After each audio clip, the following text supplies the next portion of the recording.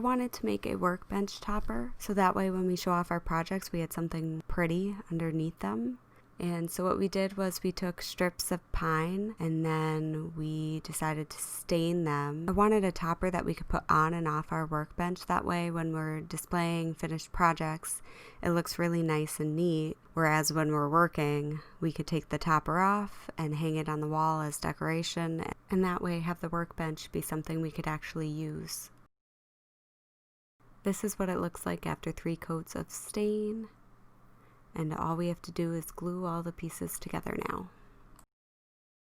We used wood glue and clamps to glue 3 different sections, and then we glued all of those sections once they were dry together to make the table. Then we cut off the excess on each end, and we ended up using that scrap wood to make a side table for my brother's birthday.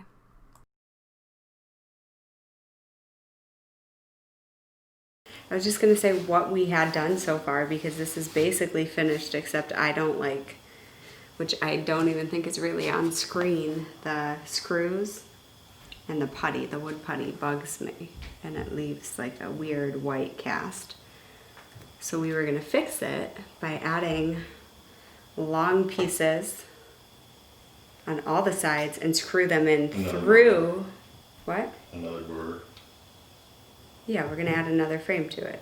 So we were going to screw them in underneath because this is just a topper anyway. And that way the screws will come through this inner border into the outer border. And then there won't be screw holes that need to be puttied and it won't bug me. Plus, it should make a really cool design because right now it's like this. But when we re-add, it's going to be a zigzag. We ended up doing, thank you, You could show the product. 3 times thick polyurethane glossy. Yeah, I'll just show it. You just hand it to me.